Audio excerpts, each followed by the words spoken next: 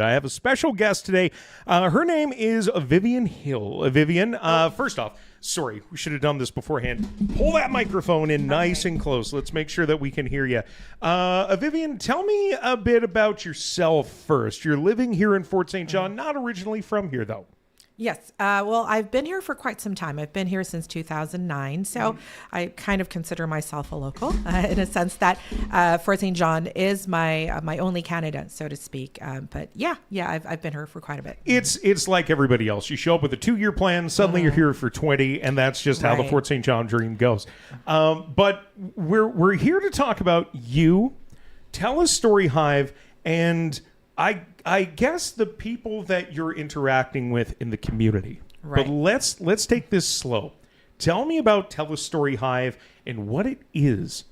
Okay, well, Telus Storyhive is a program of Telus, and basically it's been running for a few years now, and they have a variety of programs ranging from episodal, series, documentaries. The one that I'll be talking about today is the one that I'm doing. This is actually like my fourth project with Telus Storyhive. Wow. I've been applying, I saw it on Facebook and I applied, and that's how I got started. And the good thing is it's really for emerging storytellers. So, you don't have to have like a lot of experience. You can be a total amateur. They do have like training stuff as well before you get started. But basically, if you have a story to tell, and you can do it. And what I'm doing now is a video podcast project for Telus Storyhive. That's what I'd like to talk about today. Okay, so with Telus Storyhive, for those who might be interested in applying, you said that you found it online or on Facebook. Yep. Where can other people find this, and what are they asking you to do? Like, what are the minimum or maximum requirements of a Telus Storyhive series? Yeah, as far as the requirements, that might vary depending on the particular project that they're applying for. They do have kind of like some special edition ones, but like for the most part, the ones that have been happening for a number of years, they could actually look online for what's out there. You can just Google Telus Storyhive. There'll be more information there. For my project, for instance, video podcast, like this is the first time I'm doing a video podcast.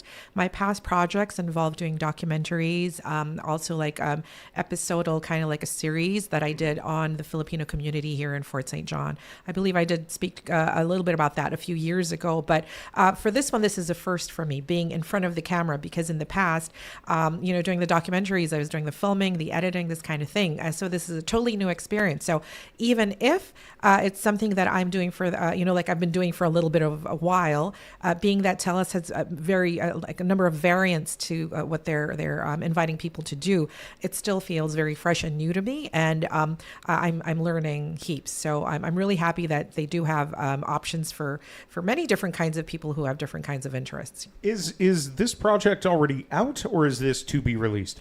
The Telus Storyhive, the one that I'm involved in, is a 2025 video podcast, but for those who are interested, the 2026 is actually open right now for applications. And I believe the deadline is December 11th. So there's still a lot of time. So if there's somebody who's inspired by these talks, or who are enjoying this information and are curious, please, I invite you to look online and see if it's something that you'd like to pursue. Local arts, local artists, and local storytellers. Yep. And that's part of who you're bringing in for this project of yours called Life, Love, Lumpia. Lumpia, yeah. Lumpia. Yeah, yes. I'm going to mispronounce a lot this episode. Yeah. Call me on it immediately, 100%. No problem. Life, Love, and Lumpia. So that's like the 3 L's. But that's the title of my podcast. It's going to be 8 episodes. I've already filmed all of them. So right now I'm just down to editing and turning them in. Basically, Life is just talking about people's origin stories to Fort St. John.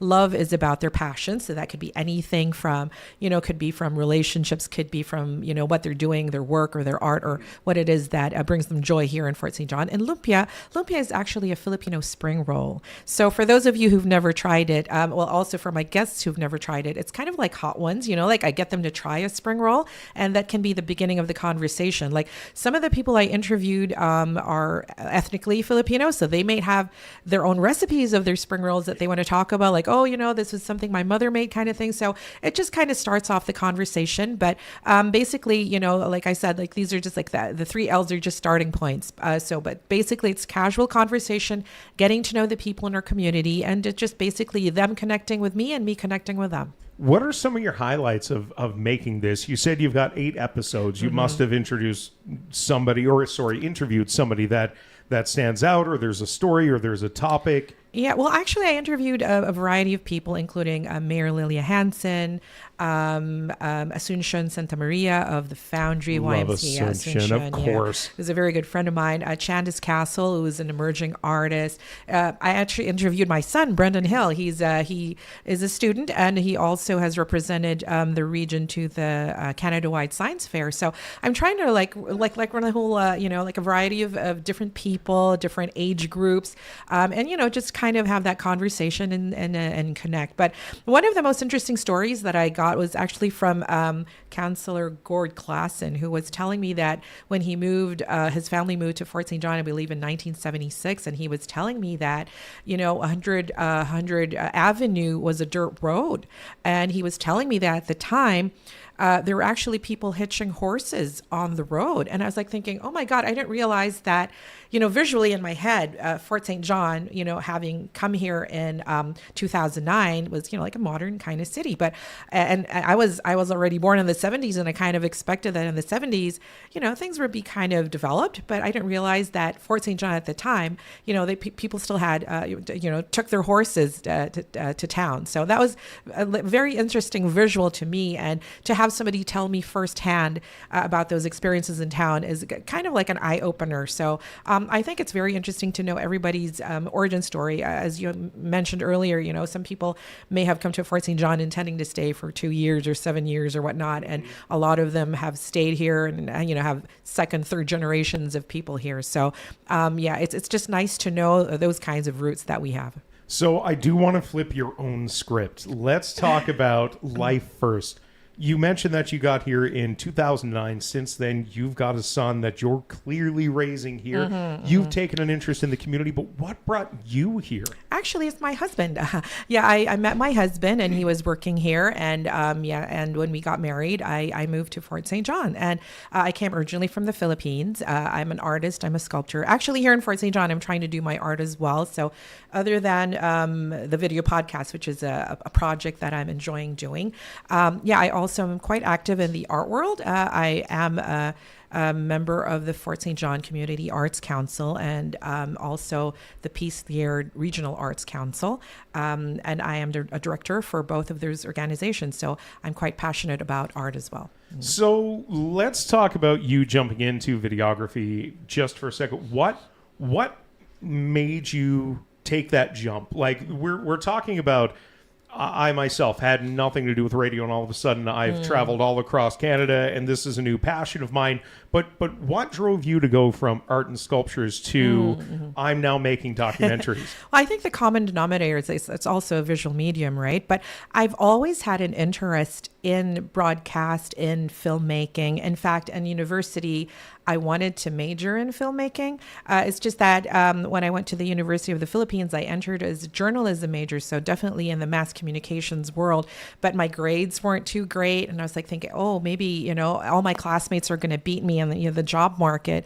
And design was my kind of like my second choice, so I ended up doing that. And my father was quite a renowned sculptor in the Philippines as well, so I kind of gravitated. But I mean, I love both things equally. So when I saw the Storyhive ad on Facebook, I think it must have been like 4 years ago, I was just like, oh, why not apply? And I was lucky enough to get one of those pitches approved, and it was to do a series. So I did an 8-episode series about the Filipino community in Fort St. John, and I discovered a lot of things, like, for instance, the very first Filipino who came here, Mama Tess, who was a nurse, and she interacted with a lot of the locals at the time.